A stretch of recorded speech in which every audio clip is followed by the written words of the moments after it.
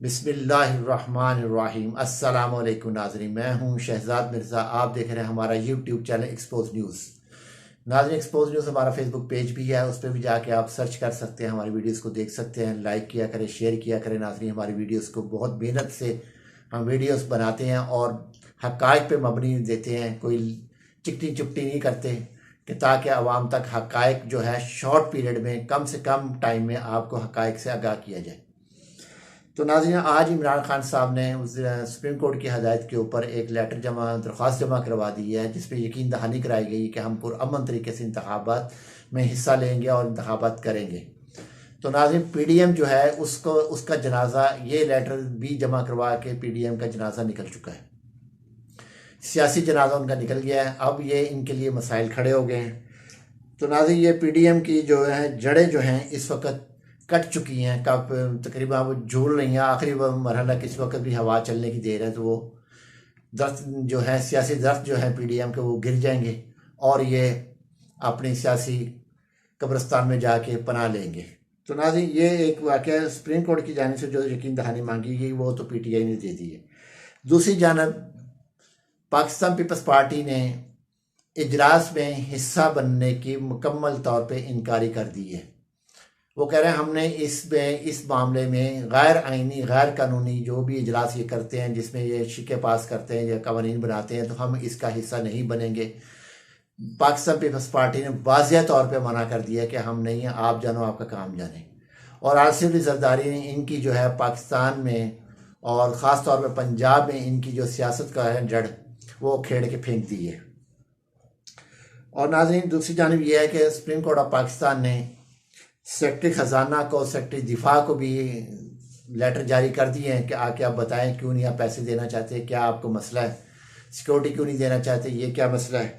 तो नाज़रीन, ये जो है ये भी उनको दे दिया गया है। तो और चीफ जस्टिस साहब ने एक और बड़ी अहम बात की है, कल तक जो जेलों में थे आज वो असम्बली में बैठे तकरीरें कर रहे हैं।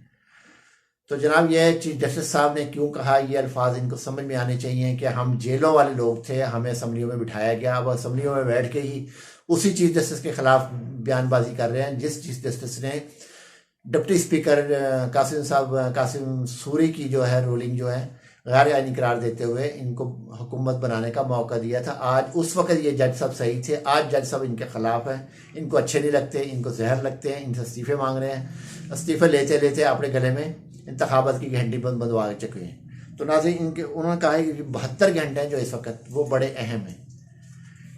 जो आज से जो 72 घंटे शुरू हुए हैं, ये बड़े अहम 72 घंटे हैं। और इसके अंदर जो है चीफ जस्टिस ऑफ पाकिस्तान ने कहा मैं मुलाकातें करूँगा, बड़ी अहम शख्सियत से मुलाकातें करूँगा। यकीनन वो भी पार्टिसिपेट कर रहे हैं, किसी भी तरीके से इंतखाबात हों और जो है इसकी जो मुंतखब हुकूमत है, जिसने आना वह हुकूमत बनाए, और जो माली और सियासी अदम इस्तेकाम, आइनी अदम इस्तेकाम, कानूनी अदम इस्तेकाम, ये जितने भी अदम इस्तेकामात हुए रहे हैं मुल्क के अंदर, वो ख़त्म हो और एक सियासी हुकूमत बने और अपने मुल्क जो है डगर पे चले, जो तरक्की की तरफ चले।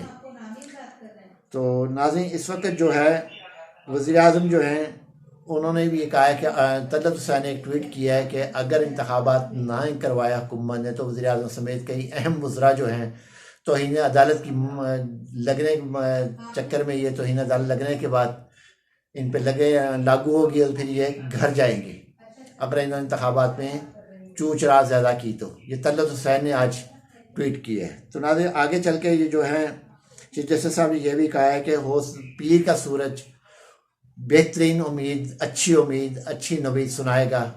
उनके कहने का मकसद ये है कि जमहूरियत की तरफ एक कदम बढ़ेगा, इंतखाबात की तरफ जाएंगे, जो मुल्क में अनारकी फैली है वो ख़त्म होगी।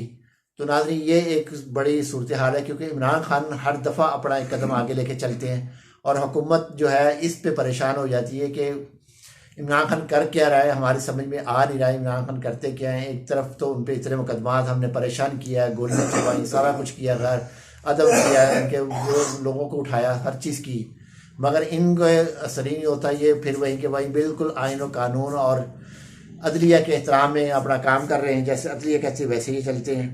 तो नाज़रीन, आगे जो है शेख रशीद साहब ने आज एक मीडिया से गुफ्तगू करते हुए कहा है कि आर्टिकल 6 जो है राना सनाउल्लाह पे लगा, अगर इसने इंतखाबात नहीं करवाया तो ये उम्र फतेह फ़तेह खान बंदियाल के बेटे हैं उमर अत्याब बंदियाल।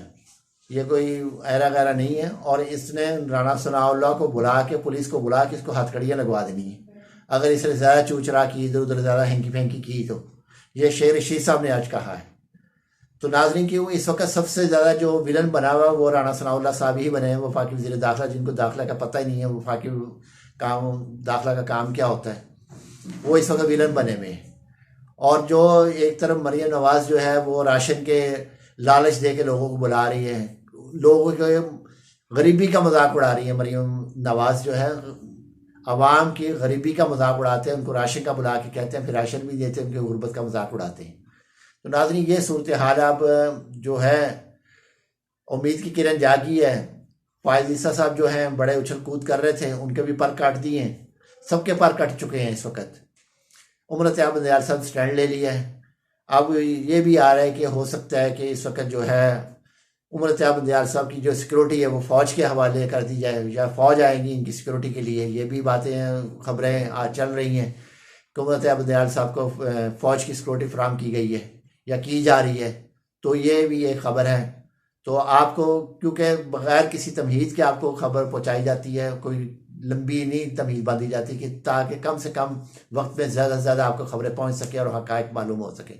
नाज़रीन हमारी वीडियो अच्छी लगे शेयर करें, लाइक करें, हमारे चैनल सब्सक्राइब करें। शुक्रिया।